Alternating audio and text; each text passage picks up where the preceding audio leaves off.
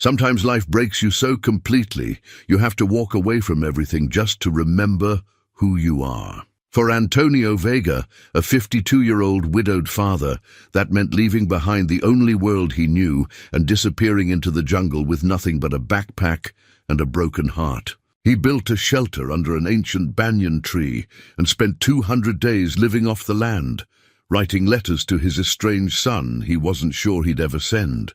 Then one afternoon, while digging in the soil, his shovel hit something that shouldn't have been there.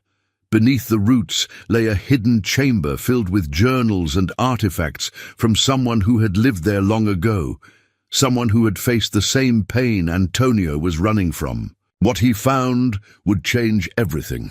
Before we dive in, tell us where you're tuning in from, and if this story touches you, make sure you're subscribed, because tomorrow I've saved something extra special for you. The morning Antonio Vega lost his job, he'd been awake since 4:30, same as always. 22 years of factory work had trained his body to rise before the sun, to have coffee brewing before the first light touched the kitchen window. He stood at the counter of his small apartment, watching steam curl from his mug, and tried to remember when mornings had stopped feeling like beginnings and started feeling like obligations. The apartment was quiet. It had been quiet for 3 years now, ever since Maria died. Her presence still lingered in unexpected places: the coffee mugs she'd chosen, the curtains she'd sewn, the small herb garden on the windowsill that he kept forgetting to water. He'd stopped seeing these things as reminders of her, and started seeing them as evidence of his failure to move forward. At 52, Antonio had believed he understood how life worked. You showed up, did your job, provided for your family, and built something stable. He'd been a supervisor at the textile factory since he was 30, working his way up from the floor to an office with his name on the door. It wasn't glamorous, but it was honest work. It paid the bills. It gave him identity. Maria had been a teacher, patient and warm in ways that balanced his quieter nature. They'd met at a community center dance when he was 23, and she'd laughed at his terrible dancing, but agreed to see him again anyway. Their son, Javier, came along 2 years later, a surprise that terrified and delighted them both. Antonio remembered holding that tiny, red-faced infant and making silent promises about the kind of father he would be. For years, he'd kept those promises. He coached Javier's soccer team, helped with homework at the kitchen table, taught him to fish in the river outside town, even though they rarely caught anything. He'd been present, engaged, proud. Maria used to tease him about being overprotective, but she'd say it with affection, her hand on his shoulder while they watched Javier play in the yard. Then Maria got sick. It started with fatigue she dismissed as stress from teaching. Then came the doctor visits, the tests, the word that changed everything: cancer. Stage 3 when they found it. Maybe stage 4. The oncologist's voice had been gentle but firm, discussing treatment options that sounded more like negotiations with death than plans for survival. She fought for 18 months.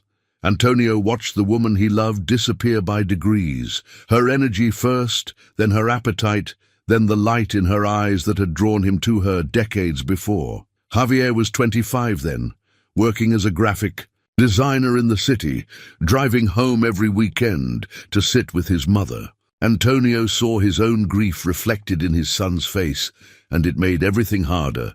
When Maria died, something in Antonio died with her. He continued going through motions, working, eating, sleeping, but he wasn't really present anymore. Javier tried to reach him, inviting him to dinner, calling regularly, suggesting he see a therapist. Antonio deflected every attempt. He told himself he was fine, that he just needed time, that grief was private, and he'd work through it alone. But he didn't work through it. He buried it, and himself along with it. The distance between Antonio and Javier grew slowly, almost imperceptibly. Missed calls became the norm. Dinners were rescheduled and then forgotten. Conversations grew shorter, more surface level. Javier stopped sharing news about his life, his work, his relationships. Antonio told himself it was natural, that his son was busy, that they were both adults with separate lives. The truth was simpler and more painful. Javier had needed a father, and Antonio had become a ghost. The factory closure announcement came on a Tuesday morning, delivered by corporate representatives who'd driven in from the capital. The company was consolidating operations, moving manufacturing overseas where labor was cheaper. The factory would shut down in 60 days. Severance packages would be offered. They were sorry for the disruption. Antonio sat in that meeting and felt nothing. Around him, colleagues reacted with shock, anger, tears. Men and women he'd worked beside for decades suddenly faced uncertain futures. But Antonio just felt numb, as if this were happening to someone else. The severance package was adequate but not generous. 22 years of service translated into a sum that sounded substantial until he calculated how long it would last. He had the apartment, which he'd been renting since selling the family house after Maria's death. He had some savings, depleted by medical bills. He had a resume that hadn't been updated in 2 decades for a job market that had moved on without him. He was 52 years old, unemployed, alone, and adrift. Javier called when he heard the news. "Dad, I'm so sorry. Listen, why don't you come stay with me for a while? You can figure out your next move. Take some time." "I'm fine," Antonio interrupted. "I have the severance. I'll find something. You don't have to do this alone." I said I'm fine. The silence on the other end of the line was heavy with unspoken words. Finally, Javier said, "You've been saying that for 3 years. You're not fine. You haven't been fine since Mom died, and you won't let anyone help you." "I don't need help." "Yes, you do. You're just too stubborn or too proud to admit it. I raised you better than to speak to me that way. You raised me, past tense. You stopped being my father when Mom died. I've been mourning 2 parents for 3 years, Dad. One who died and one who just disappeared." The words hit like physical blows. Antonio wanted to argue, to defend himself, but the truth of Javier's statement left him speechless. "I'm here if you want help," Javier said quietly, "but I can't keep trying to reach someone who won't meet me halfway." The call ended. Antonio stood in his apartment, phone in hand, and felt the last connection to his old life fray and snap. The eviction notice came 6 weeks later. The severance was gone, consumed by debts he'd been ignoring. The landlord was sympathetic but firm. He needed the apartment for a paying tenant. Antonio had 30 days. He spent those days sorting through possessions, deciding what to keep and what to abandon. Most of it felt meaningless. Furniture he'd bought with Maria, clothes that no longer fit the person he'd become, books he'd never read again. Javier's childhood drawings and school awards, carefully preserved by Maria in boxes Antonio couldn't bear to open. He kept very little. Some clothes, a few tools, his wife's wedding ring on a leather cord around his neck, a compass she'd given him on their 10th anniversary, engraved with words he couldn't read anymore without feeling hollow. "You are my true north." The idea came to him late one night while scrolling through his phone, looking at pictures from another life. He'd been an outdoorsman once, before responsibilities consumed his time. He and Maria had hiked together in their early years, camping in the mountains, talking about dreams under stars. He remembered feeling free then, feeling like himself. What if he went back to that? Not for a weekend, but completely. What if he just left everything behind and disappeared into the wilderness? No job to worry about, no debts to face, no son to disappoint. Just him and the land and the silence. It wasn't a plan so much as an escape, but that's what he needed. Escape. He sold what little he had left, bought basic camping gear and supplies, and researched remote locations far from cities and people. He found references to an old jungle region 300 miles south, largely unexplored, with a river system that made living off the land possible. He left on a Thursday morning without telling anyone.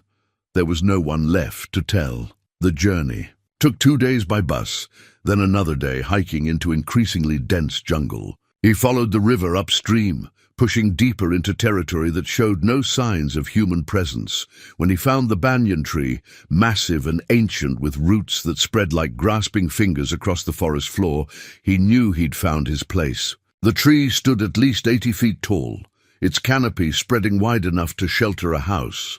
The root system created natural alcoves and sheltered spaces, perfect for building a primitive shelter. A small stream ran nearby, clear and cold. The area was rich with plant life, suggesting abundant resources. Antonio made camp that first night and slept better than he had in years. The first weeks were brutal. Building a shelter tested every skill he'd half remembered from his youth. His hands blistered, his back ached, his body protested every movement, but there was something cleansing about physical exhaustion. He fell asleep instantly each night, too tired for the nightmares that had plagued him in the city. Slowly, he established a routine. Wake with the sun, check water supply, forage for food, fruits, edible plants, the occasional fish from the stream, maintain the shelter, gather firewood. By the time darkness fell, he was ready for sleep again, and he wrote letters. Every evening, by firelight, he wrote to Javier on paper he'd brought with him. Long letters explaining why he'd left, what he was feeling, what he hoped to find in the silence. Letters he had no intention of sending. Letters that were more journal entries than actual communication. Day 14, he wrote one evening. I caught 3 fish today, using a spear I carved. Not very efficiently, but they'll feed me for 2 days if I smoke them properly. I keep thinking about that time I took you fishing when you were 7. We didn't catch anything, but you never complained. You were so patient, so eager to learn. When did I stop teaching you things? When did I stop being someone you wanted to learn from? The jungle became his world. He learned which plants were safe to eat, which held medicinal properties, where animals gathered to drink. He adapted to the sounds, the constant buzz of insects, the calls of howler monkeys at dawn, the rustle of unseen creatures in the undergrowth. By day 50, he felt stronger physically than he had in years. His mind, however, remained troubled. Solitude gave him space to think, but thinking brought him face to face with truths he'd been avoiding. He'd run away. He was hiding. This wasn't healing. It was just a different kind of death. But he stayed. Where else was there to go? By day 198, the shelter had become a small homestead. He'd built a rainwater collection system, a smoking rack for fish, even a rudimentary garden where he'd planted seeds from fruits he'd eaten. The place felt permanent, and that scared him. That morning he decided to expand the garden. The soil near the tree's largest root looked fertile, and he had seeds ready for planting. He took his shovel, selected a spot, and began to dig. 10 minutes later, the shovel hit something solid. Antonio knelt in the dirt, brushing soil away from whatever his shovel had struck. At first, he assumed it was a root or stone, common obstacles in jungle terrain. But as he cleared more earth, weathered wood emerged. Planks arranged deliberately, edges fitted together with the precision of human hands. His heartbeat quickened. In 200 days, he'd seen no evidence of human presence beyond his own. The jungle felt primordial, untouched, yet here was proof that someone else had been here, had built something, had left their mark. He dug more carefully now, clearing soil with his hands. The wooden structure was about 3 feet square, buried roughly 2 feet deep. Age had weathered the planks to gray, but they remained solid. Some kind of trapdoor, sealed at the edges with a resinous substance that had hardened over time. Antonio sat back on his heels, studying his discovery. Every practical instinct told him to leave it alone. Who knew what might be down there? The structure could be unstable. There could be animals nesting inside. It could be a grave, and disturbing it felt wrong. But curiosity burned stronger than caution. In 200 days of solitude, nothing had captured his attention like this. He needed to know what lay beneath. He worked the shovel's edge along the trapdoor's perimeter, breaking the resin seal. The material cracked and flaked away, releasing a faint medicinal smell, something like pine mixed with herbs. After 20 minutes of careful prying, he felt the door shift. Antonio grabbed the iron ring mounted in the center and pulled. The door resisted, then gave way with a groan of protesting wood. Cool air wafted up from below, carrying scents of earth and old paper and something vaguely floral. A dark opening gaped before him, stone steps descending into blackness. He peered into the darkness, but could see nothing beyond the first few steps. The chamber, if that's what it was, had been carved directly into the space between the banyan's massive roots. The tree itself formed the walls, or at least part of them. Antonio returned to his shelter and fashioned a torch from dried palm fronds, wrapped around a stick and soaked in fish oil. It wasn't elegant, but it would provide light. He lit it from his cooking fire and approached the opening again.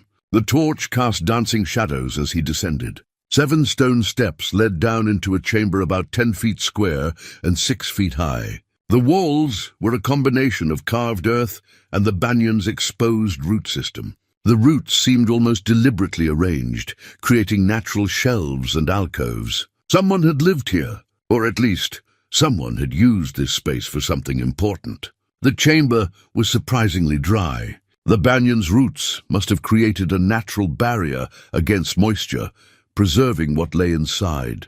Wooden shelves lined one wall, holding clay jars, small boxes and bundles wrapped in oiled cloth. A wooden table stood against another wall, its surface covered with objects arranged with obvious care. Antonio moved slowly through the space, torch held high, trying to make sense of what he was seeing. This wasn't a grave or a storage cache. This was someone's sanctuary. On the shelves, he found jars containing dried plants and herbs, their contents still identifiable despite decades of storage. Some he recognized from his time in the jungle, medicinal plants he'd seen growing nearby.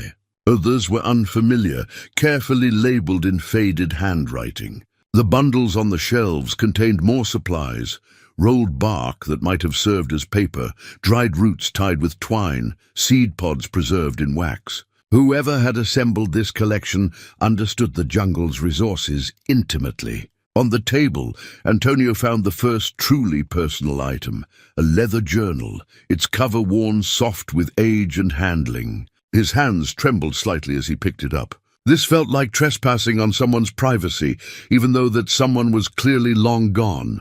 He opened the journal carefully. The pages were yellowed but intact, covered in neat handwriting. Spanish, though not the modern dialect he spoke. The first entry was dated March 15, 1978. "Today, I found the tree that will become my home," the entry began. "After weeks of searching, after walking until my feet bled and my heart felt too heavy to carry, I found this ancient guardian standing alone in the forest. Its roots spread like welcoming arms. I think I can build something here. I think I can survive here. I have to believe that because I have nowhere else to go." Antonio read the words twice, then a third time. The emotion behind them resonated in his chest like a struck bell. These could have been his own words. This could have been his own first night under the banyan. He flipped through more pages, reading fragments. The writer was a woman named Isabella. The handwriting became clearer as he adjusted to its style. She wrote about building a shelter, learning to find food, struggling with loneliness and grief. May 3rd, 1978. "The nightmares are worse when it rains. I hear the water and remember that night, the way the earth moved, the sounds they made. I wake up calling their names, but there is no one here to answer. There is only the jungle and the rain, and the memory of everything I lost." Antonio's throat tightened. He turned more pages, finding entries that detailed daily survival, but also something deeper, a woman processing unbearable loss through careful observation of the world around her. He noticed movement at the edge of his torchlight and turned to see a wooden box on one of the shelves, slightly larger than the others. It was carved with intricate patterns, geometric designs mixed with representations of plants and animals. He set the journal down and lifted the box carefully. It was heavier than expected, solidly constructed from dark wood that had aged to a deep amber color. A simple latch held it closed. Inside, he found bundles of dried herbs, each wrapped in fabric and labeled in the same handwriting from the journal. The plants were arranged by category: pain relief, fever reduction, wound treatment, digestive aid. At the bottom of the box lay a folded piece of bark paper covered in detailed botanical drawings. Isabella had created a field guide of medicinal plants, each one illustrated with scientific precision and annotated with preparation instructions. Antonio studied the drawings by torchlight, recognizing several plants he'd walked past dozens of times without knowing their value. It was knowledge that could have made his survival easier, information that took Isabella years to gather and document. He carefully refolded the bark paper and returned it to the box. The torch was burning low, and the enclosed space was getting warm. He needed to surface, to process what he'd found. Carrying the journal and the wooden box, Antonio climbed back up the stone steps into the fading afternoon light. The jungle sounds seemed louder after the chamber's quiet, almost overwhelming. He stood beside the open hatch, looking down into the darkness below, and felt the first crack in the wall he'd built around his emotions. For 200 days he'd believed his pain was unique, that no one could understand the particular shape of his grief, the specific weight of his failures, that his retreat into isolation was the only possible response to losing everything that mattered. But Isabella had been here before him, had stood under this same tree, had faced her own unbearable losses, had chosen to survive anyway. He wasn't alone in his suffering. Perhaps he never had been. Antonio returned to his shelter as the sun touched the western horizon. He built up his fire, prepared a simple meal of fish and foraged greens, and waited for darkness. When night finally fell and the jungle settled into its nocturnal rhythms, he opened Isabella's journal and began to read from the beginning. "My name is Isabella Cortez," the first full entry began. "I'm writing this because I need to remember that I existed before this pain. I need to document who I was so that perhaps someday I can remember how to be someone again." Antonio read by firelight, and for the first time since Maria's death, he felt something other than numbness. He felt connection, understanding, hope maybe, though he barely recognized it. "I was a healer in my village," Isabella wrote. "I learned the old ways from my grandmother, how to read the forest, how to help the body heal itself. I had a husband, Paulo, who loved me despite my unconventional interests. I had 2 children, Raphael and Lucia, who were the light of my world. And in one night of rain and mud and terrible luck, I lost them all." The entry went on to describe a landslide that destroyed her village. She'd been away, gathering plants in the hills. When she returned, there was nothing left, just mud and debris and death. She'd searched for survivors, for her family, for anyone, but the earth had swallowed everything. "I am the only one who survived," she wrote, "and I do not know if that is a blessing or a curse." Antonio closed the journal as tears blurred his vision. He understood that question intimately. He'd asked himself the same thing after Maria died, after Javier stopped calling, after he'd lost his job and his home, and every anchor to his former life. Why was he still here when everything he cared about was gone? He looked up at the banyan tree, its massive silhouette dark against the star-filled sky. Isabella had found her way to this tree 47 years ago, carrying the same questions, the same pain. She'd survived here. She documented her journey, and if her journal was in that chamber, sealed away with such care, that meant she'd eventually left. She'd survived long enough to move forward, to close this chapter and begin another. Antonio had come to the jungle to disappear, but maybe, like Isabella, he'd actually come here to remember how to live. He picked up his own notebook, the one where he wrote letters to Javier, and began a new entry. Day 198. I found something today that I can't fully explain yet. Evidence that I'm not the first person to run from the world and hide under this tree. Her name was Isabella, and she lost everything just like me. I don't know her whole story yet, but I'm going to learn it. I have a feeling she has something to teach me. I have a feeling that's exactly why I found her. He paused, pen hovering over paper, then added one more line. I think maybe I was meant to find this. I think maybe I'm meant to understand that survival is possible, that healing is possible, that there's a path forward even when you can't see it yet. Antonio looked at the words he'd written and felt something shift inside him, subtle but undeniable. For the first time in 3 years, he felt the faintest flicker of purpose beyond mere survival. Tomorrow, he would return to the chamber. He would read more of Isabella's story. He would learn what she had to teach. Tonight, though, he simply sat by his fire and let himself feel hope. Morning arrived with the usual chorus of howler monkeys, their calls echoing through the canopy like ancient warnings. Antonio woke feeling different, alert in a way he hadn't been in months. He had purpose now, something beyond the repetitive routines of survival. After a quick breakfast of fruit and leftover fish, he gathered his torch materials and descended back into the chamber. In daylight filtering down through the hatch, the space looked less mysterious, but no less significant.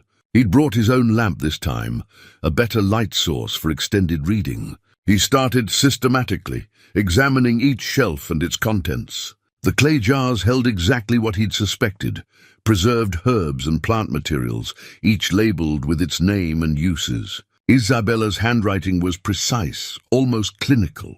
She'd been organized, methodical, someone who imposed order on chaos as a way of maintaining control. Antonio understood that impulse. His own shelter had become increasingly structured over the months, everything in its place, daily routines followed with near religious precision. It was easier to keep the mind occupied when the hands were busy. On the second shelf, tucked behind several bundles of dried roots, he found something that made him pause. A small wooden shrine, no bigger than a shoebox, carved with delicate patterns of vines and flowers. The wood was darker than the box he'd found yesterday, polished smooth by years of handling. He lifted the shrine carefully and opened its hinged front. Inside, a silver locket rested on a bed of faded fabric. The locket was tarnished but still beautiful, engraved with a pattern of interlocking circles. His fingers trembled as he picked it up, feeling its weight, substantial, real, loved. The locket opened with gentle pressure. Inside, 2 photographs faced each other, protected behind thin glass. The images were faded, colors shifting toward sepia, but still clear enough to see. On the left, a woman in her early 30s looked directly at the camera, with calm, intelligent eyes. Dark hair pulled back from a face that was handsome rather than pretty, strong-featured, with a slight smile playing at her lips. This was Isabella, he was certain. There was confidence in her expression, a sense of someone comfortable in her own skin. The right side held 3 people, the same woman, younger now, standing with a man and 2 small children. The man had his arm around Isabella's shoulders, pride evident in his posture. The children, a boy and a girl, maybe 6 and 4 years old, grinned at the camera with gap-toothed delight. A family frozen in a moment of happiness, unaware of the tragedy waiting in their future. Antonio stared at the photographs for a long time. He thought of his own wedding photos, packed away in boxes somewhere, probably thrown out by his landlord when he'd abandoned the apartment. He thought of pictures of Javier as a child, images he couldn't bear to look at after Maria died because they reminded him of everything he'd failed to protect. Isabella had kept these photos safe even in her grief. She'd created a shrine for them, had preserved their memory with care and intention. She hadn't run from her love for them. She'd honored it. He returned the locket to its place and picked up the journal again, settling onto the chamber floor with his back against the cool earth wall. He opened to where he'd stopped reading last night and continued Isabella's story. The entries from her first months under the banyan tree were raw with grief. She described nights when she couldn't sleep, days when getting out of her makeshift shelter felt impossible. She wrote about survivor's guilt, the crushing weight of living when everyone she loved had died. June 12, 1978. I went to the river today and stood in the water for hours, feeling its current pull at my legs. It would be so easy to let it take me, to stop fighting, to join them. But something kept me standing. Maybe stubbornness, maybe cowardice. I don't know which.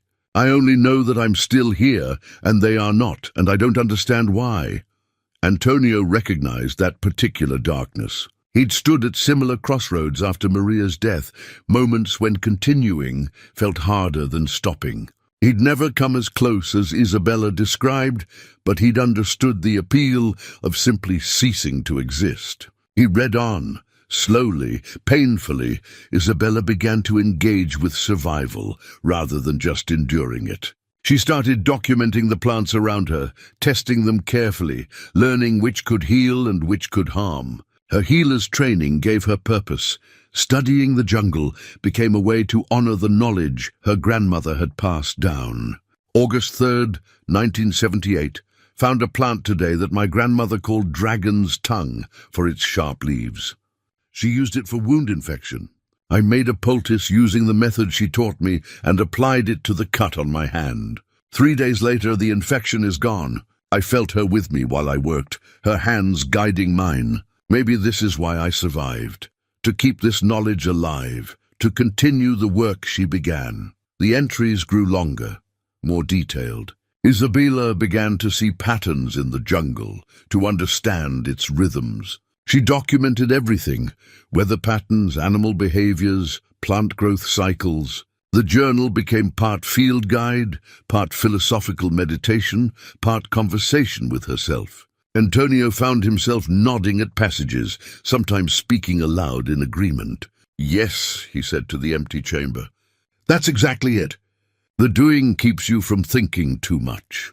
By September 1978, 6 months after the landslide, Isabella's entries showed a subtle shift. The grief was still present, but it no longer consumed every word. She began writing about the future, hypothetically at first, then with increasing concreteness. September 19th, 1978. A group of birds visits the clearing every morning at dawn. I've been watching them, learning their patterns. Today one landed near my hand while I sat still. It studied me with one bright eye, then flew away. I realized I was smiling. The first genuine smile in 6 months. I think perhaps I am learning to live again, not just to survive. There is a difference, and I'm beginning to understand what it is. Antonio closed the journal and sat in the quiet chamber, processing what he'd read. Isabella had spent 6 months in active grief before even beginning to heal. He'd given himself less than 7 months before abandoning everything and running to the jungle. Had he given up too soon? Or had he needed this isolation to reach the point where he could even ask that question? He looked around the chamber with new eyes. This wasn't just a hiding place. It was a chrysalis, a space of transformation. Isabella had built it not to escape her life, but to rebuild herself for whatever came next. What was he building? Antonio climbed back to the surface, emerging into afternoon heat and humidity. His shelter waited across the clearing, functional but sparse. He'd built it for survival, not for living. There was a difference, as Isabella had written. He spent the rest of the afternoon expanding his garden, working the soil with his hands, thinking about growth and purpose. The physical labor felt meditative, each movement deliberate. He planted seeds from a papaya he'd eaten days ago, wondering if he'd be here long enough to see them fruit. The question surprised him. For months, he'd assumed this exile was permanent. Now, for the first time, he considered alternatives. As the sun began its descent, Antonio pulled out the bark paper with Isabella's botanical drawings. He studied her illustrations carefully, comparing them to plants growing near his shelter. Within 20 minutes, he'd identified 3 species she'd documented, plants he'd walked past countless times without recognizing their value. One was labeled Calma Dolor, pain soother. Isabella's notes described making tea from its leaves to ease headaches and muscle aches. Another was Sana Fibre, fever healer, its bark useful for reducing inflammation. The third was simply called Fuerza, strength, its roots supposedly good for sustained energy. Antonio felt a surge of gratitude toward this woman he'd never met. She was teaching him across decades how to not just survive, but to understand this place. Her knowledge was a gift, carefully preserved, waiting for someone who needed it. He gathered samples of each plant, taking only what he needed and thanking them quietly, as his grandmother had taught him to do as a child. The ritual felt right, a way of honoring both the plants and Isabella's legacy. That evening, he prepared tea from the calmadolo leaves, following Isabella's instructions precisely. The tea was bitter but not unpleasant, with an earthy undertone. He sipped it slowly while watching his fire, feeling tension he hadn't known. He carried ease from his shoulders. By firelight he wrote to Javier, "Day 199, I know I hurt you with my absence after your mother died. I see that now. I was drowning in grief, and I pulled away from the one person who could have helped me stay afloat, the one person who needed me to stay afloat for him. I told myself I was protecting you from my pain, but really I was just too broken to do the work of being present. I'm learning slowly that healing requires more courage than hiding. A woman named Isabella is teaching me that, even though she's been gone for decades. I wish I'd learned it sooner. I wish I'd been braver for you." He paused, reading what he'd written. For the first time, these letters felt less like confessions to himself and more like actual communication with his son. Maybe someday he'd find the courage to let Javier read them. Antonio looked up at the banyan tree, its enormous canopy dark against the stars.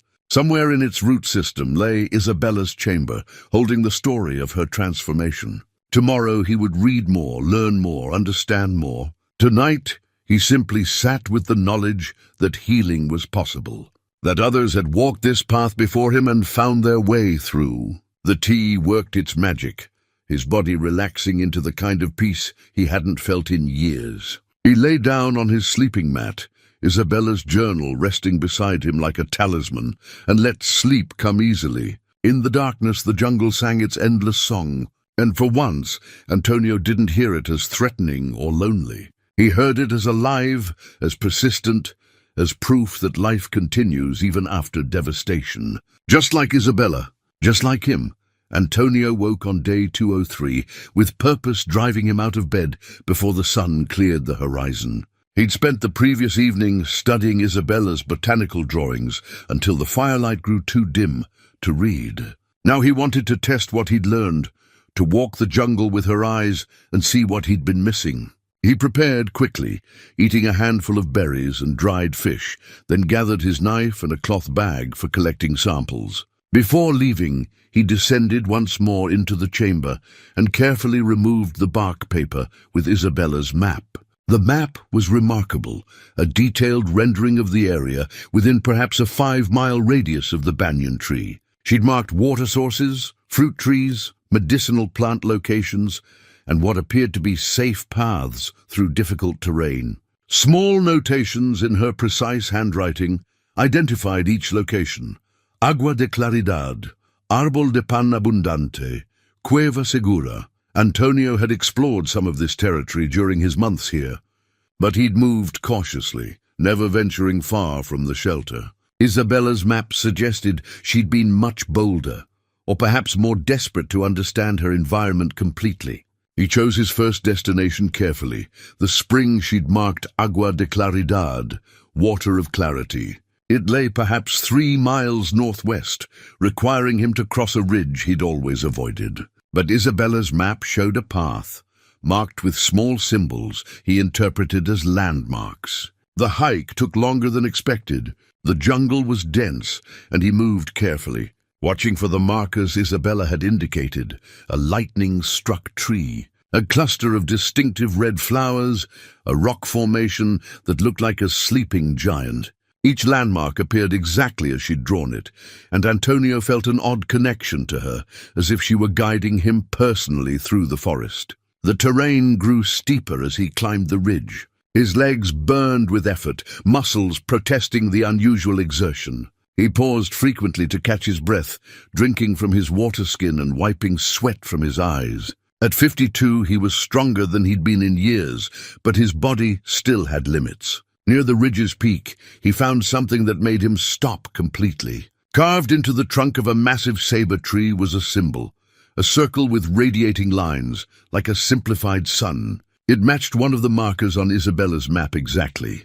Antonio placed his hand on the carving, feeling the weathered grooves beneath his palm. Isabella had stood here, had carved this mark, had used this tree as a waypoint. The connection across time felt profound, almost spiritual. Beyond the ridge, the descent was gentler. The jungle opened up slightly, allowing more sunlight to reach the forest floor. He heard water before he saw it, a musical trickling that grew louder as he approached. The spring emerged from between two moss-covered boulders, creating a pool about 15 feet across before flowing away through a narrow channel. The water was crystalline, so clear he could see smooth stones on the bottom. Ferns surrounded the pool, their fronds creating a natural bower. Shafts of sunlight broke through the canopy, illuminating the water with an almost ethereal quality. Antonio understood immediately why Isabella had named this place Water of Clarity.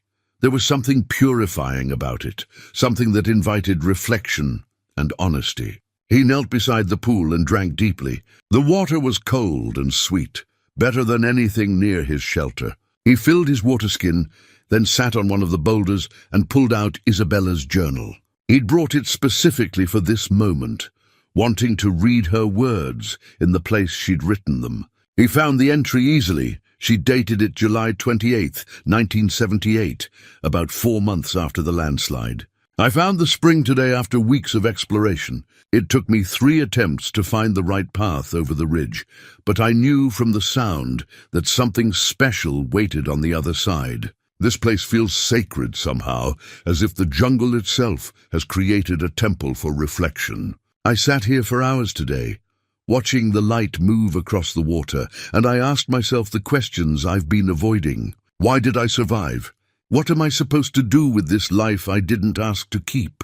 Do I deserve peace, or is this suffering my penance for living when they died? Antonio read the passage twice, his throat tight. These were his questions, word for word. The same guilt, the same confusion, the same desperate search for meaning in senseless tragedy. He read on. I don't have answers yet, but sitting here watching the water flow continuously, never stopping, never questioning its purpose, I thought perhaps I'm asking the wrong questions.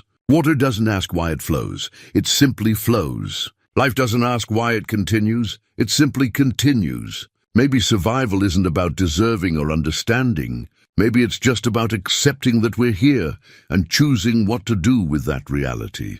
The words hit Antonio like a physical force. He'd spent 3 years asking why he was still here when Maria wasn't, why he'd failed to protect her, why he deserved to continue when he'd done such a poor job of living. But those questions had no answers. They were traps that kept him locked in the past. What if he stopped asking why and started asking what now? He sat at the spring until the sun reached its zenith, journal open on his lap, mind churning through implications. Isabella had come to this place seeking clarity and found it, not in answers, but in the decision to stop demanding them. She'd chosen to accept her survival and build something from it. Could he do the same? The hike back to the shelter felt different. Antonio moved with more confidence, recognizing landmarks from Isabella's map, seeing the jungle as she must have seen it, a place of resources and beauty rather than just obstacles and threats. He collected samples of plants she'd identified, feeling competent in a way he hadn't experienced since losing his job. Back at camp, he spent the afternoon processing what he'd gathered.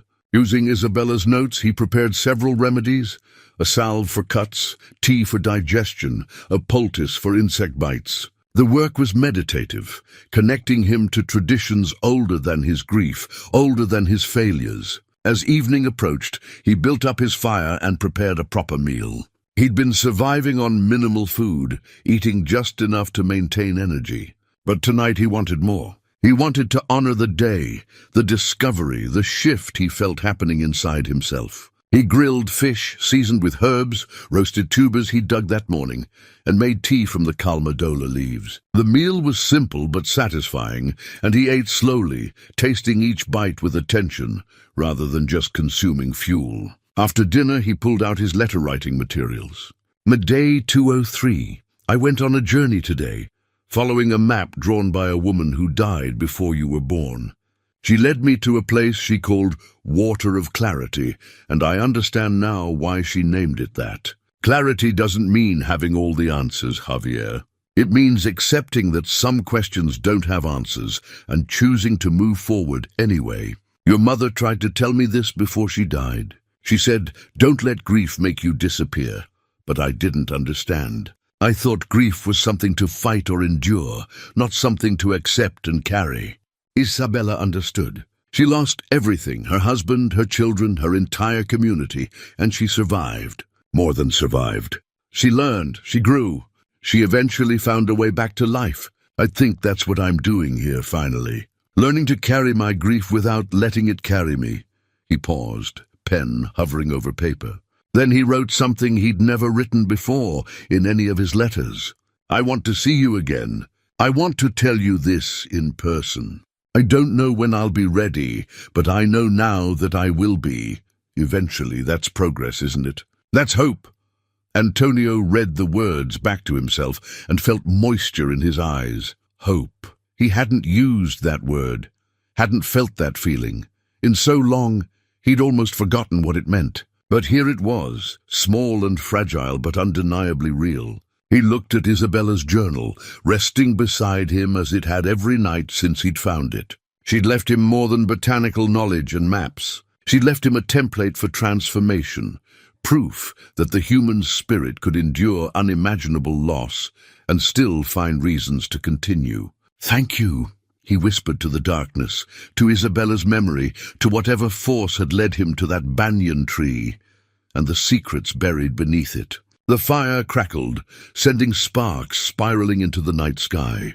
Antonio watched them rise and fade, and saw in their brief existence a metaphor he was only beginning to understand. Life was temporary, fragile, easily extinguished. But while it lasted, it burned bright. He could choose to keep burning. He could honor Maria and the years they'd had by living fully rather than dying slowly. He could be the father Javier deserved, even if that meant doing the hard work of healing first. Isabella had shown him it was possible. Now he just had to find the courage to follow her path. Antonio banked his fire for the night and lay down on his sleeping mat, Isabella's journal held against his chest like a promise. Tomorrow he would explore another location from her map, and the day after that another. He would learn everything she had to teach him, would honor her legacy by becoming the person she'd worked so hard to become. A person who survived, a person who healed, a person who found purpose again. The jungle settled into its nighttime rhythms around him, and Antonio drifted towards sleep with the first real peace he'd felt since Maria's death. He was still lost, still damaged, still uncertain about the future. But he was no longer alone in his darkness. Isabella walked beside him now, her words lighting the path forward. Day 215 arrived with heavy rain, the kind that turned the jungle floor into a maze of streams and made travel impossible. Antonio sat under his shelter's extended roof, watching water sheet off the palm fronds he'd woven together months ago. The sound was hypnotic, almost meditative. He'd spent the past 12 days exploring every location marked on Isabella's map. Each site had taught him something about the jungle, about survival, about himself. A cave system that provided shelter during storms, a grove of fruit trees that produced year-round, a high point where the canopy opened enough to see stars with perfect clarity. But more than physical discoveries, he'd found emotional ones. At each location, he'd read Isabella's journal entries written there, learning how she'd processed her grief through connection with the land. She'd been methodical about healing, treating it like any other skill that required practice and patience. Today, confined by weather, Antonio decided to explore the chamber more thoroughly. He'd been focused on the journal and the botanical materials, but he suspected there was more to discover. He descended the stone steps carefully, the rain making them slick. His lamp cast steady light across the familiar space. He'd organized things over the past weeks, grouping similar items together, treating Isabella's sanctuary with the respect it deserved. On the lowest shelf, tucked behind several clay jars, he found a cloth bag he'd somehow overlooked before. It was made from coarse fabric, tied with a leather cord, and lighter than expected when he lifted it. Inside were dozens of small wooden tokens, each about the size of a coin. Antonio spread them across the wooden table, studying them by lamplight. Each token was carved with different symbols, some geometric patterns, others stylized representations of plants or animals. The craftsmanship was exquisite, each piece smoothed and polished by handling. He returned to the journal, searching for references to the tokens. It took 20 minutes of careful reading before he found what he was looking for in entries from 1981, 3 years after Isabella had arrived at the banyan tree. March 14th, 1981. Today I returned to human society for the first time since the landslide. I traveled to a village 2 days east of here, following river paths I'd been mapping. I went because I had to know if I could exist among people again, if I could speak without my voice breaking, if I could look at children without seeing Raphael and Lucia in every face. It was harder than I expected. But I met a woman there, older, with kind eyes. She had a fever her family couldn't break. I recognized the symptoms from my training. I offered to help, and she accepted. 3 days later, the fever broke. Before I left, she gave me a small piece of wood and asked me to carve something to remember her by. I made a token with the symbol for healing, a circle with a cross. My first patient after loss. The first person I could help when I couldn't help my own family. Antonio read on, finding more entries about the tokens. After that first success, Isabella had begun traveling to nearby villages periodically, offering her skills as a healer. Word spread. People sought her out.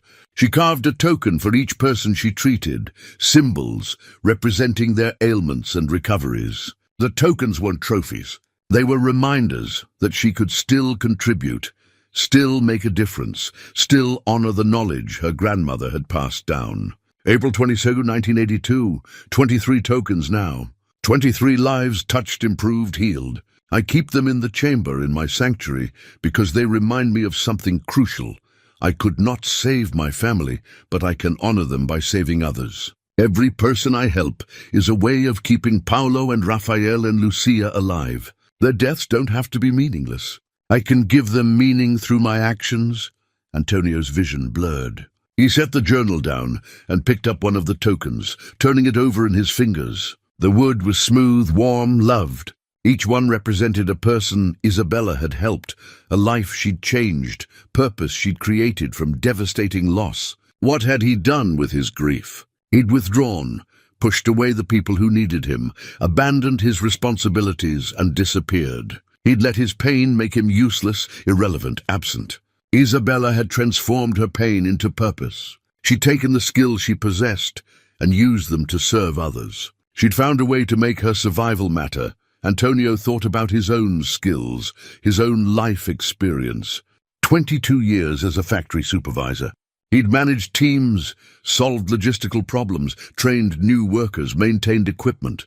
He'd been good at his job, valued, respected. But he'd never thought of it as meaningful, never seen it as service. It was just work, just a way to earn money and provide for his family. But what if he'd been thinking about it wrong? What if those years had taught him skills that could be valuable in other contexts? What if his experience could help others, the way Isabella's healing knowledge had helped her village? The thoughts felt overwhelming, too large to process in the chamber's confined space.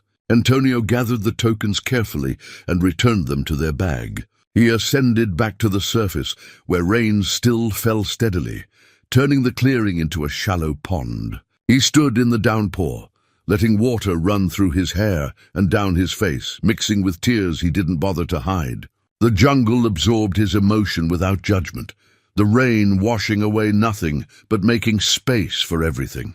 When had he last felt useful? When had he last helped someone, truly helped them, the way Isabella had helped her patients? Not since Maria's death. And before that, he couldn't remember. He'd been going through motions, doing his job competently but without engagement, providing for Javier materially but not emotionally. He'd been surviving, not living, just like he'd been doing in the jungle for 200 days. The rain began to ease. Antonio returned to his shelter, changed into dry clothes, and built up his fire. He prepared tea and sat watching the flames, thinking about transformation and purpose and the difference between existing and contributing. That evening, he wrote to Javier with a clarity he'd never achieved before. Day 215. I've been thinking about the man I was before your mother died. I thought I was doing everything right. working hard, providing for our family, being responsible.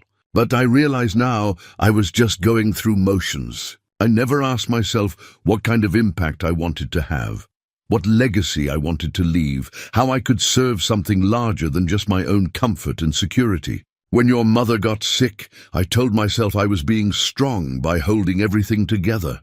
But really, I was just avoiding the reality that I had no idea how to face loss. And after she died, I had no framework for rebuilding because I'd never built anything meaningful to begin with, just a structure of routines and responsibilities without real purpose underneath. Isabella teaches me daily that purpose comes from service, from using whatever skills you possess to help others. I had skills, Javier. I still have them. But I let my grief convince me they were worthless. I'm learning they're not. I'm learning that every life has value if we choose to use it well. He paused, reading what he'd written, then added, I failed you by not being present after your mother died. But I want you to know I see that now. I understand what I did wrong. And I'm working to become someone worthy of a second chance, if you're willing to give me one. Not the man I was before. He was broken in ways I didn't recognize. But someone new, someone better, someone who understands that being a father means being present, being useful, being someone you can rely on for more than just money and a roof. Antonio set down his pen and stared into the fire. The rain had stopped completely now, leaving behind the fresh smell of wet earth and vegetation. Nightbirds called in the darkness, their songs overlapping into a complex melody. He thought about the tokens, each one representing a choice Isabella had made to help rather than hide, to engage rather than retreat. 23 tokens. 23 times she'd chosen purpose over pain. How many times had he made that choice? How many opportunities had he missed because he was too buried in his own suffering to see beyond it? But that was the past. The question now was what came next. He couldn't change the 3 years he'd wasted or the damage he'd done to his relationship with Javier. But he could change what happened from this moment forward. Isabella had spent 3 years in the jungle healing before she was ready to return to society. Antonio had spent 7 months. Was he ready? Could he go back and face what he'd left behind? Not yet. He knew that with certainty. But he was closer than he'd been. Each day, each discovery, each lesson from Isabella's life brought him nearer to the person he needed to become. He looked at the bag of tokens sitting beside his sleeping mat.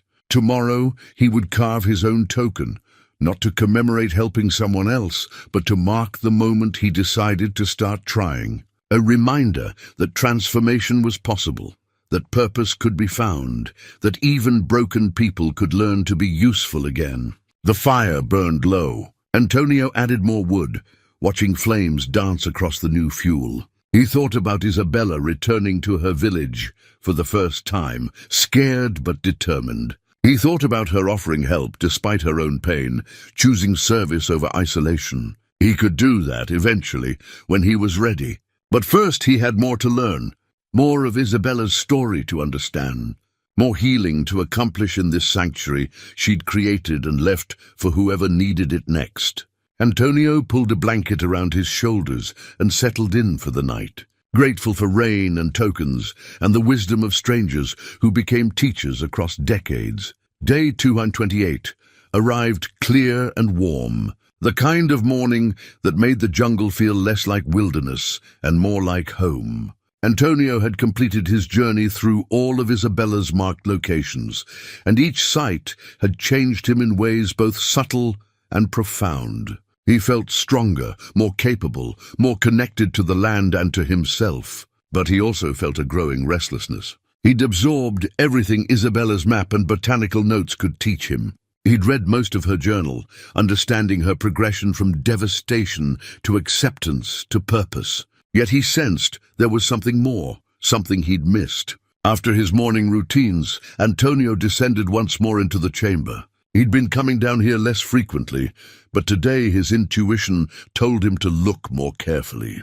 He examined the shelves systematically, removing items and checking behind them. Nothing new.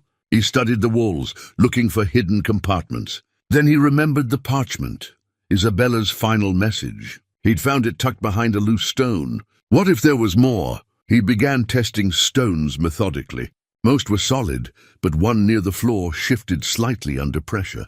Antonio worked carefully, digging around its edges. After 10 minutes, he pulled it free. Behind it, a small cavity held a metal box sealed with wax. Inside were papers wrapped in oiled cloth. A birth certificate dated June 12, 1984. Mother, Isabella Cortez. Father, Francisco Mendoza. Child, Soledad Mendoza, female. Antonio stared, his mind struggling to process it. Isabella had given birth to a daughter in 1984, 6 years after the landslide that killed her first family. She'd started over. She'd built a new life. More documents followed. A marriage certificate from 1982, letters from grateful patients. A deed to a community health center dated 1985.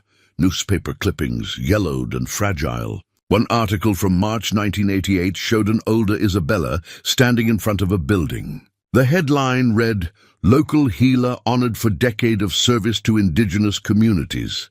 Antonio read slowly. The article described Isabella's work preserving traditional medicine, training practitioners, providing free care. A quote from her appeared. "My first family lives in my heart always.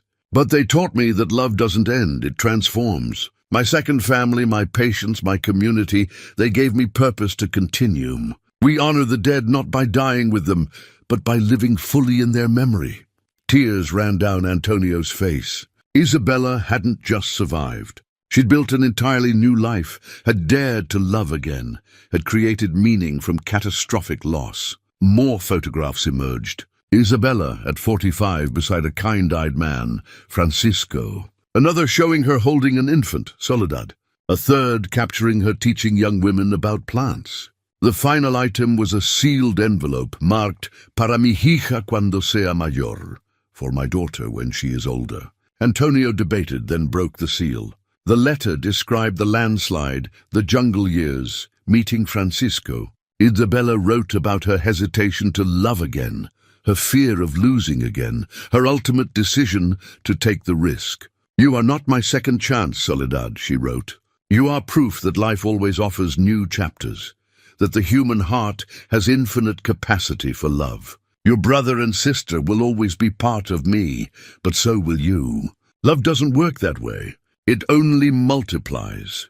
The letter ended with advice about living fully, loving completely, understanding that loss doesn't have to be the end of the story. Antonio read it twice, then carefully returned everything to the box. He sat in the chamber for nearly an hour, processing what he'd learned. Isabella hadn't just survived and healed. She dared to build again, to love again, to risk her heart despite knowing intimately how much loss could hurt. Maybe that was the final lesson, not just survival or healing, but the willingness to be vulnerable again, to engage fully with life despite its risks. He thought about Maria, about their good years together. After she died, he'd decided unconsciously but firmly that he was done. Done with connection. Done with vulnerability, done with anything that could hurt him again. But that decision had hurt Javier, had destroyed their relationship, had turned Antonio into a ghost. Isabella showed him another path. She'd lost everything, then found Francisco and had Soledad. She'd risked devastation again, but chose life anyway. Could Antonio do the same? Could he risk reconnecting with Javier, knowing that relationship could bring pain as well as joy? Antonio carefully replaced the box behind the stone. This was Isabella's legacy, meant for her daughter, but he was grateful beyond words for what he'd learned. Ascending to the surface, he emerged into afternoon sunlight. The banyan tree towered above him, witness to countless lives and stories. Isabella had found refuge here, healed here, eventually left here to build a new life. Now it was his turn. That evening, Antonio wrote the most important letter yet. Day 28. I discovered something today that changes everything. Isabella didn't just survive. She rebuilt completely. She remarried, had another child, created a legacy of service that lasted decades. She took the absolute worst thing that could happen and transformed it into something beautiful. not by forgetting her first family, but by honoring them through how she chose to live afterward. I've been so afraid, Javier. Afraid of risking more pain, afraid of failing again, afraid of being vulnerable. But Isabella teaches me that fear is not a reason to stop living. It's a sign that something matters enough to be scary. You matter. Our relationship matters. I want to come back. I want to see you. I want to do the hard work of rebuilding what I damaged. Not because I've figured everything out, but because you deserve a father who tries. I'm not ready yet, but I will be soon, I promise. He looked at what he'd written. A promise, a commitment, a decision to choose life even with all its risks. Above him, stars emerged in the darkening sky. Antonio sat with the knowledge that his time here was approaching its end. Isabella had needed 5 years. He'd had 7 months. But the timeline didn't matter. What mattered was reaching the point where you were ready to try again. He was almost there. Day 235 arrived with a sense of finality Antonio couldn't shake. He woke knowing what his mind had been slowly accepting. It was time to leave. The decision crystallized over breakfast as he watched the sun rise through the banyan's canopy.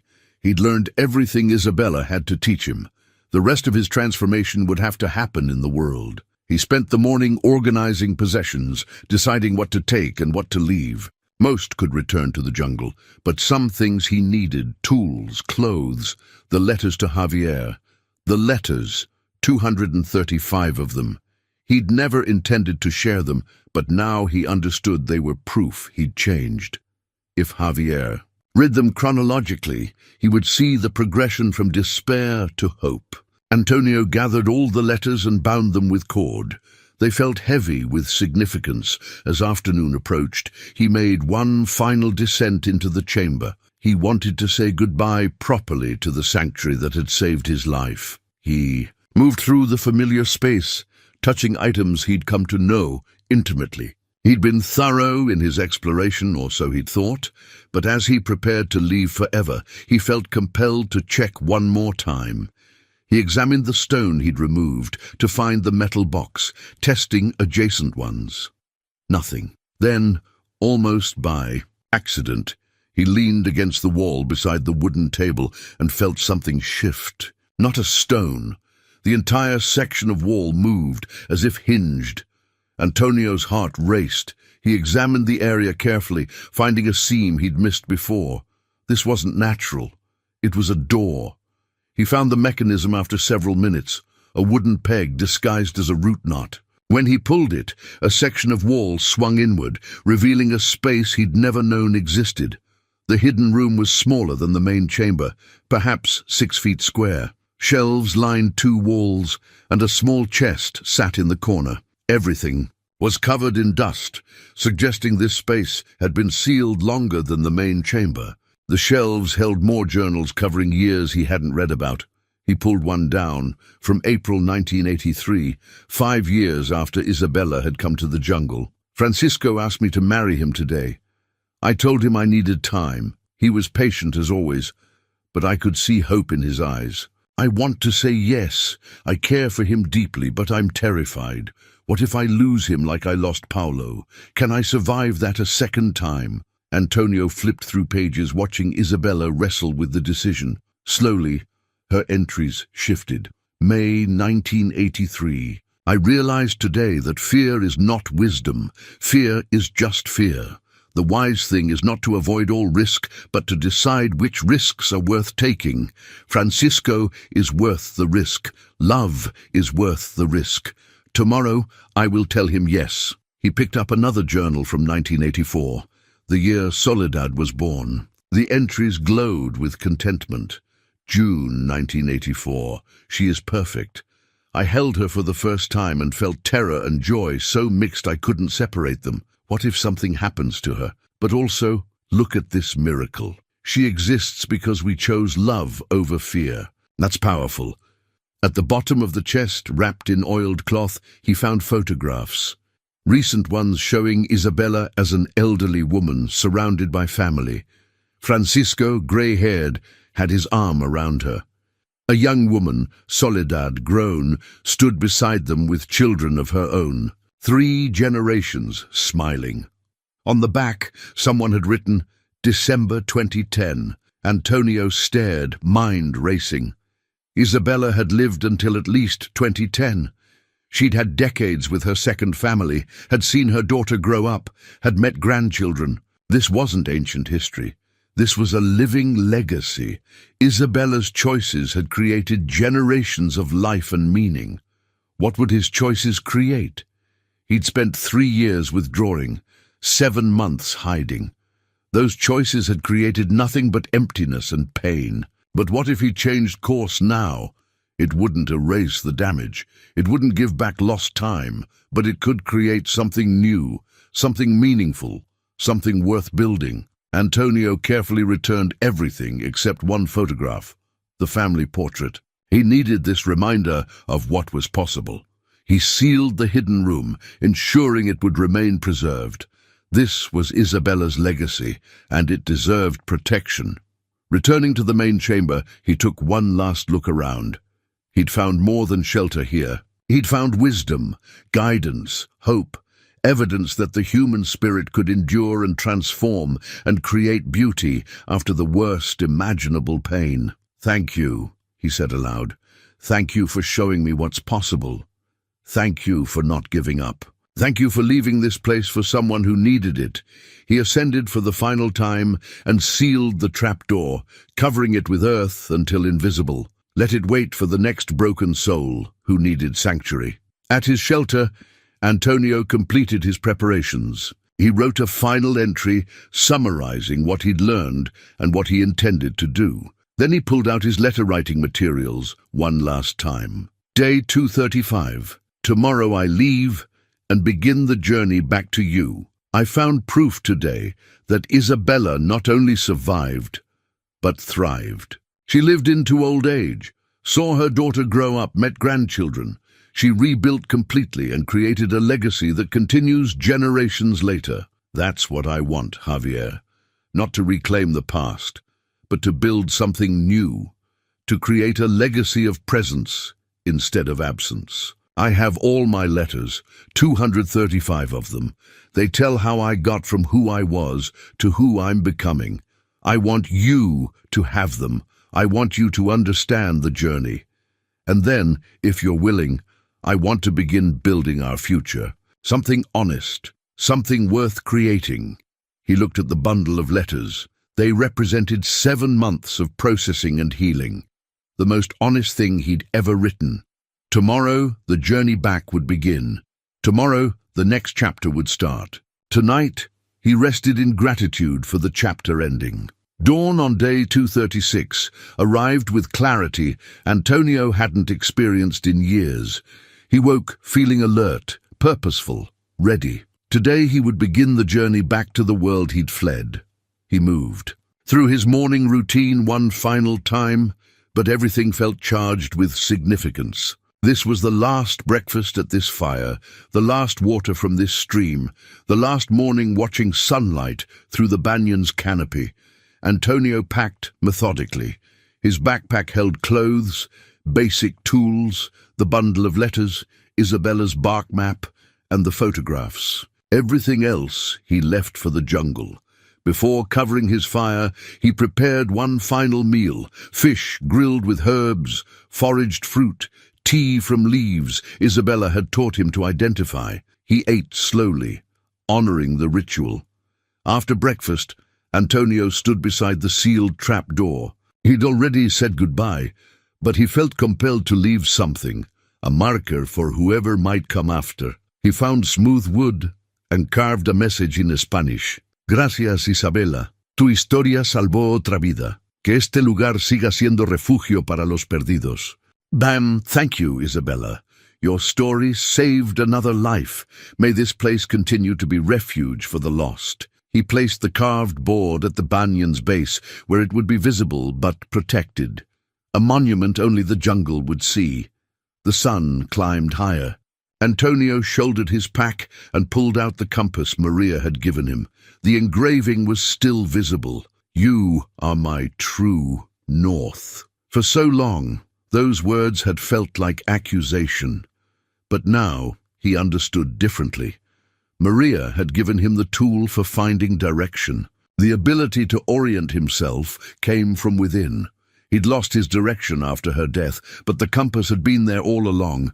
He just hadn't been ready to use it. Antonio opened the compass and watched the needle settle, pointing north. His route would take him northwest, following the river downstream. 3 days to the nearest village. He took a final look at his shelter, at the garden, at the clearing that had been his world for 200 days. Then he turned and walked away without looking back. The first hours were physically demanding, but emotionally liberating. Each step carried him from isolation toward whatever waited ahead. The jungle path was familiar. He'd explored this area thoroughly.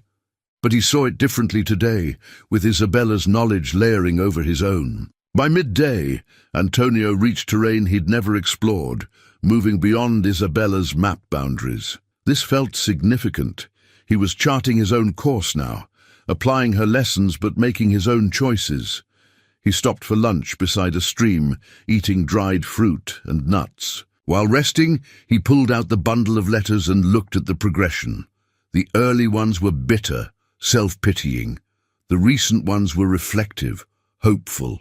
The man who'd written those early letters was a stranger now. That man had been broken and convinced his brokenness was permanent. What had changed? Isabella's story, certainly, but also time, solitude, the discipline of daily survival, the opportunity to face himself. And something else, the decision to stop asking why and start asking what now. That shift had opened possibilities. The terrain grew steeper in the afternoon. His body protested. Months of jungle life had made him strong, but sustained hiking used different muscles. He thought about Javier, trying to imagine their reunion. Would his son even agree to meet? Their last conversation had been brutal. 7 months of silence since then. 7 months during which Javier had probably moved on. The doubt was familiar. The old voice insisting he'd done too much damage, that reconciliation was impossible. But he recognized that voice now, fear masquerading as realism. The same fear that had kept him isolated. Isabella had faced that fear and chosen love anyway. He could do the same. Rain began falling mid-afternoon, heavy and sudden. Antonio found shelter in a small cave and built a small fire near the entrance. By firelight, he read through letters again, stopping at one from day 89 about teaching Javier to fish when his son was 7. They'd caught nothing but laughed the whole time. Javier had been so patient, so eager to learn. When had that changed? When had Javier stopped seeking his guidance? After Maria's death, probably. Antonio had withdrawn so completely that Javier learned to stop asking for help, stop sharing his life, stop expecting his father to be present. The distance grew slowly, in tiny increments that accumulated into a chasm. Antonio wrote in the margin, "I forgot this memory completely." Buried it because looking at it hurt. But forgetting the joy doesn't honor her memory. It dishonors it. She would want me to remember the happiness. I'm remembering now, finally. The rain continued for hours. Antonio dozed intermittently, waking to add wood to the fire. He dreamed of Maria, but for the first time in years, the dreams weren't nightmares. They were memories of good times, her laugh, her hand in his, the way she'd looked at him across the dinner table, content and at peace. He woke fully as rain tapered off, evening light filtering through the cave entrance. His body ached from hiking and the hard stone floor, but his mind felt clear. Tomorrow he would cover more ground, probably reaching populated areas by afternoon. The thought brought anxiety but also anticipation. He was ready. Not perfectly healed, that would take longer, but ready enough to try. That evening, Antonio wrote what he knew would be his final letter before seeing Javier. Day 236, I'm camping in a cave, 1 day from civilization. Tomorrow I'll reach a village and begin finding my way back to you. I'm scared, Javier, terrified. What if you won't see me? What if you've moved on? What if I've waited too long? But I'm coming anyway, because staying in the jungle would be choosing fear over love, and I'm done making that choice. I'm willing to do the work of repair, I hope you are too. See you soon. Your father. He stared at the signature. Your father. He'd signed other letters with his name, maintaining distance. But this one felt different, more honest about what he wanted to be. Antonio lay down, listening to the jungle's nighttime chorus. This was his last night in wilderness. Tomorrow, civilization would begin. He was ready. Dawn on day 237 arrived clear and warm. Antonio woke stiff from sleeping on stone, but alert with purpose. He gathered his belongings quickly, extinguished the fire's remains, and stepped out of the cave into morning light that felt symbolic, emerging from darkness into clarity. The day's hike began with renewed energy. His body had adapted to the exertion, and the terrain gradually became less challenging as elevation decreased. By mid-morning, he saw his first sign of human presence, an old trail marker, weathered but deliberately placed. He followed the trail, which grew more defined with each mile. The signs appeared: a rusted tin can discarded years ago, a section of rope tied to a tree branch, boot prints in dried mud. Civilization's fingerprints spreading into the wilderness. Antonio's heart rate increased as the markers became more frequent. He was close now, perhaps only hours from human contact. He stopped at midday near a stream to rest and refill his water skin. The stream was the same one that passed near the banyan tree, now wider and faster as tributaries joined it. He'd been following water all along, letting it guide him home. While eating foraged fruit and the last of his dried fish, Antonio examined himself in the stream's surface. His reflection showed a man transformed, leaner, sun-darkened, bearded. But the changes went deeper than physical. His eyes held something they hadn't before: focus, purpose, determination. He pulled out the compass again, watching the needle find north. The engraving caught sunlight. You are my true north. He understood now that Maria had given him more than a navigation tool. She'd given him a reminder that direction comes from within, that even when lost, the ability to find your way remains. Thank you, he said quietly, speaking to her memory. For everything, for the years we had, for teaching me what love looks like, for Javier, for this compass. I'm going to make you proud. I'm going to be the man you believed I could be. He tucked the compass away and continued hiking. The afternoon brought increasingly clear evidence of human activity. The trail widened into something like a path. He saw machete cuts on vegetation, deliberate clearing. Then in the distance, the sound of voices, children playing, he thought. Antonio's pulse quickened. He was about to rejoin humanity after 237 days of solitude. The prospect felt overwhelming. He paused, took several deep breaths and checked his appearance. He was presentable enough. Clean clothes he'd saved for this moment, though worn and faded. His beard was untrimmed but not wild. He looked like someone who'd been traveling rough, which was accurate. Moving forward, he rounded a bend and saw buildings. A village, small and remote, exactly what he'd hoped to find. Perhaps 20 structures total, simple homes with corrugated metal roofs, a few larger buildings that might be communal spaces, chickens scratched in dirt yards, laundry hung on lines. Normal everyday life. At the village edge, he encountered an elderly woman carrying a basket of vegetables. She stopped when she saw him, eyes widening slightly. Antonio must have looked like an apparition, a stranger emerging from the jungle where few ventured. "Buenos dias," he said, his voice rusty from months of disuse, except for talking to himself. The woman studied him carefully, assessing threat level. Whatever she saw must have reassured her because her expression softened. "Buenos dias. Are you lost?" Antonio smiled, the expression feeling strange on his face. "I was," he said.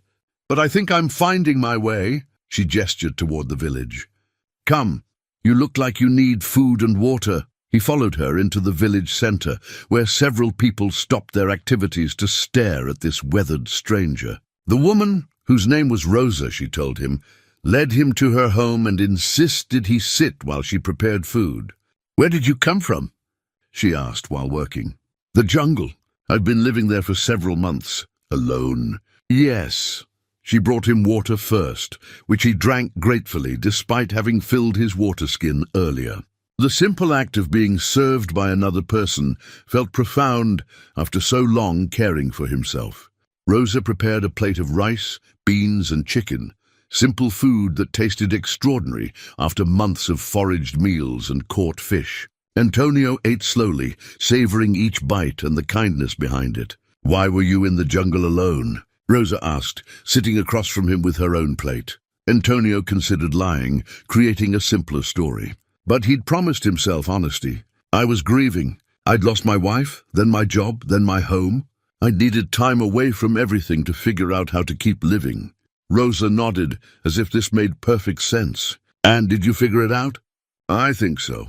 I found someone's story, a woman who lived under a big tree many years ago.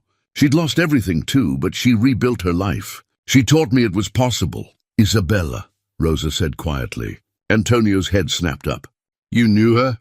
"Everyone knew of her. She died 2 years ago, very old. She ran a health center in Santa Rosa, about 30 miles from here. My mother was treated by her once, decades ago. Isabella was a legend, the healer who'd lost her family but devoted her life to helping others." Antonio felt emotion tighten his chest. Isabella had died only 2 years ago, had lived a full life of service and meaning, and people still remembered her, still honored her legacy. "She saved my life," Antonio said. "Even though we never met," Rosa smiled. "That sounds like something Isabella would do." They talked through the afternoon. Rosa explained that a supply truck visited the village every 3 days. One was due tomorrow. Antonio could ride it to the nearest city, about 6 hours away. From there, he could arrange further transportation. She offered him a place to sleep that night, a small room in her home that she usually used for storage. Antonio accepted gratefully, though he found the enclosed space unsettling after months under open sky. He left the door open, letting jungle sounds drift in. That evening, sitting on Rosa's porch while she prepared dinner, Antonio pulled out his phone, dead for months, its battery long depleted. Tomorrow he would charge it, would make the call that terrified and energized him equally. He watched village life unfold before him. Children playing, adults finishing work, neighbors greeting each other. Simple, ordinary human connection that he'd forgotten the value of. This was what he'd been missing. Not just family specifically, but community, belonging, the daily interactions that reminded you that you weren't alone. Tomorrow would begin the final stage of his journey. Tonight, he simply sat with Rosa and let himself be cared for, remembering how to receive kindness. "You'll find your way," Rosa said as darkness fell. "I can see it in your eyes. You've already found most of it." Antonio nodded, hoping she was right. He'd come so far. Just a little farther to go. Day 238 arrived, with roosters crowing and the smell of coffee brewing. Antonio woke in Rosa's small room feeling disoriented. The walls felt confining after months of open air, and the sounds of human activity were jarring compared to jungle rhythms. He rose and joined Rosa for breakfast. She'd prepared fresh bread and eggs, luxuries he'd forgotten existed.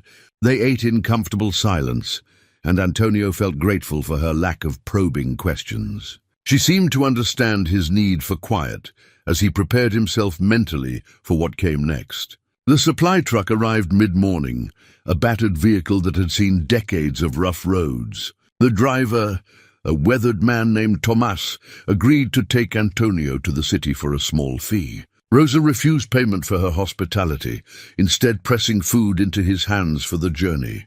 "Find your son," she said as he prepared to leave. "Don't wait. Life is too short for waiting." Antonio climbed into the truck's cab, his pack on his lap, and watched the village disappear behind them as they drove down a rutted dirt road. The movement felt strange after months of traveling only at walking pace. The drive took 6 hours, bouncing over rough terrain that gradually smoothed into paved roads as they approached civilization. Antonio watched the landscape change. Jungle giving way to farms, farms to suburbs, suburbs to city sprawl. Each transition felt jarring, too fast, too much. By late afternoon, they reached the city. Tomas dropped him near the central bus station, wished him luck, and drove away. Antonio stood on the sidewalk, surrounded by noise and crowds and movement, feeling more lost than he'd ever felt in the jungle. People rushed past without seeing him. Cars honked. Music blared from shops. The sensory overload was overwhelming. He found a quiet bench in a small park and sat, breathing deeply, trying to ground himself. First things first, he needed to charge his phone. He found a small cafe, ordered coffee he could barely afford, and asked to use an outlet. The barista agreed, with a sympathetic look that suggested she'd seen down on their luck travelers before. While his phone charged, Antonio sipped coffee and tried to prepare for the call. What would he say? How would he start? The thought of hearing Javier's voice after 7 months made his hands shake. After 30 minutes, his phone had enough charge. He stepped outside into evening air and stood on the street corner, phone in hand, Javier's number on the screen. He'd rehearsed this moment countless times in the jungle, imagining different scenarios. But now, faced with actually doing it, every rehearsed word fled his mind. He pressed call before he could talk himself out of it. The phone rang once, twice, 3 times. Maybe Javier wouldn't answer an unknown number after all this time. Hello? His son's voice, cautious, uncertain. Antonio's throat closed. He forced words out. Javier, it's me. It's your father. Silence on the other end. Long enough that Antonio wondered if the call had dropped. Then, Dad, where are you? Are you okay? The concern in Javier's voice, immediate, instinctive, broke something in Antonio's chest. After everything, after abandoning him emotionally and then physically, his son's first response was worry. I'm okay. I'm in the city. I've been away, working through some things. But I'm back now, and He paused, gathering courage. I'd like to see you, if you're willing. Another silence, shorter this time. Where have you been? It's a long story. One I'd like to tell you in person if you'll give me that chance. He heard Javier breathing, thinking. Tomorrow. There's a coffee shop on Mercado Street near the plaza. Do you know it? I'll find it. 2 o'clock. After work in the morning. I'll be there. Thank you, Javier. Don't thank me yet. The words were sharp but not cruel. We have a lot to talk about. I know. I have things to say too. Things I should have said a long time ago. The call ended. Antonio stood on the street corner, phone in hand, heart pounding. Tomorrow. He would see his son tomorrow. The reality hit him. He'd done it. He'd made the call, asked for the meeting, taken the first step toward reconciliation. The hardest part still lay ahead, but he'd begun. He needed a place to stay. His money was almost gone, just enough for a cheap hostel maybe. He asked directions from a street vendor and walked to the hostel district, finding a place that accepted his last bills for 1 night in a shared room. The hostel was basic but clean. Antonio showered for the first time in months, watching dirt and sweat wash away, feeling layers of jungle life peel off. He trimmed his beard with borrowed scissors, making himself look more presentable.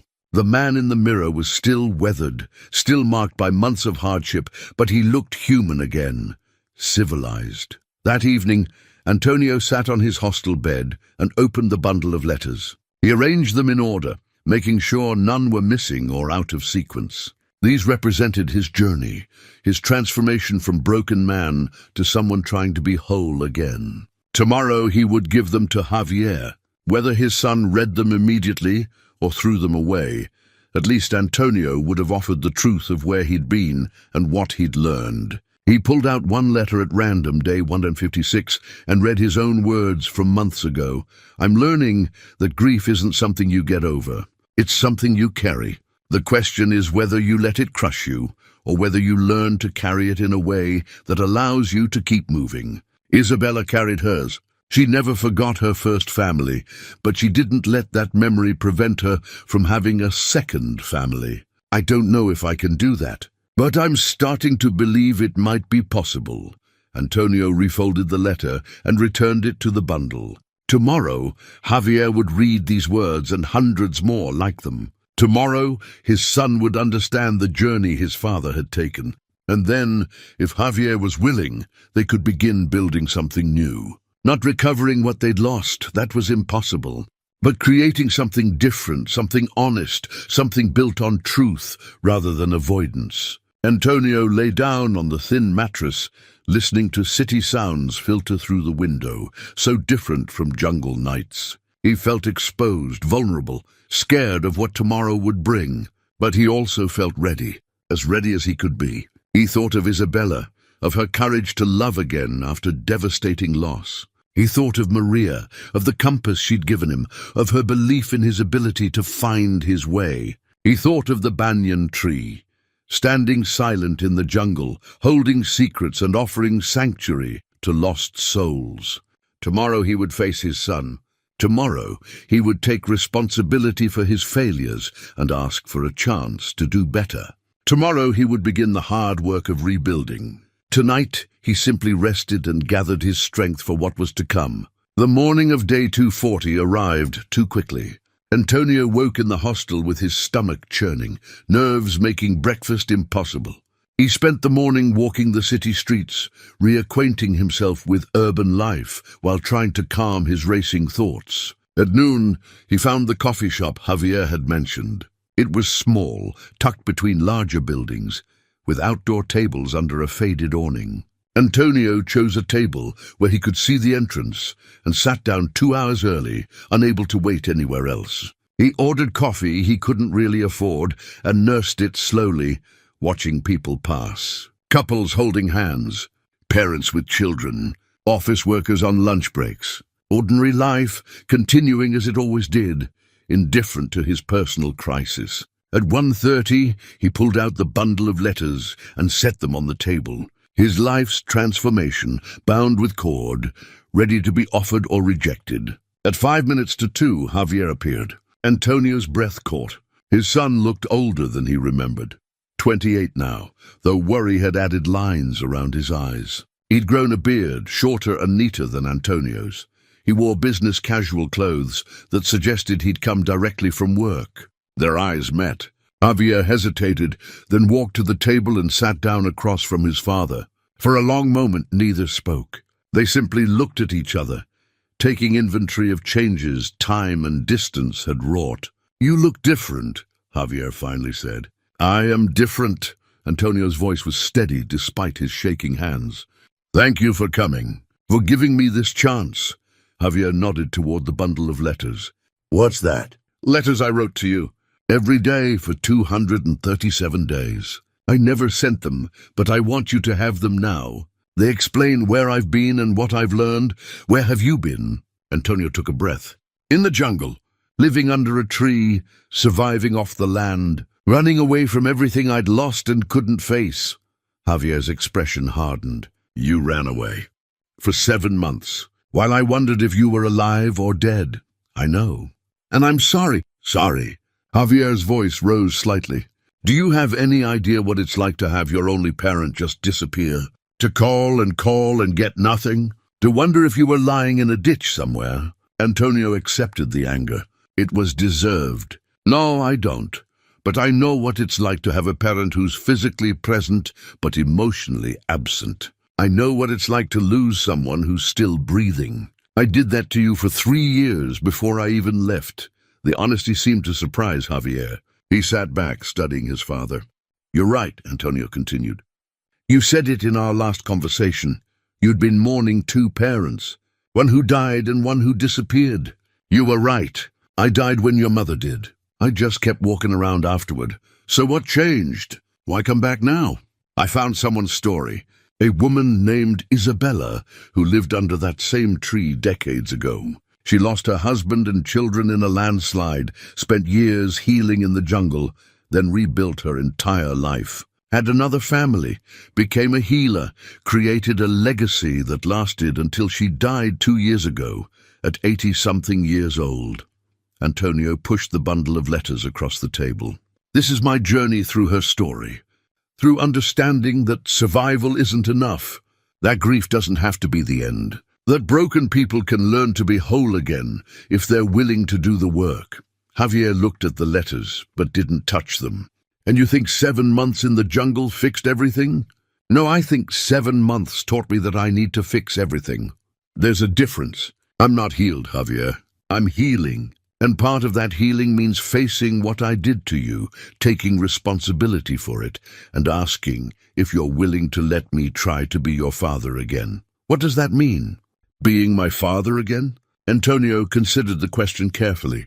"It means being present, really present, not just physically there.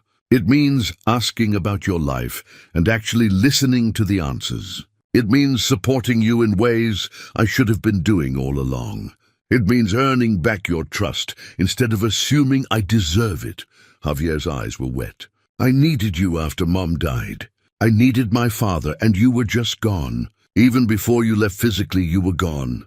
I know, and I can't take that back or make it right. But I can promise to do better going forward if you'll give me the chance.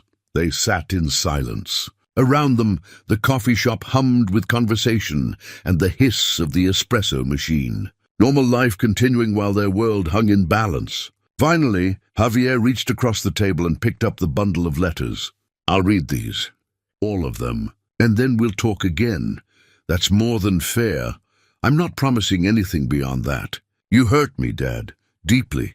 That doesn't just go away because you spent time in the jungle and had some revelation. I understand. Javier stood, the letters held carefully against his chest.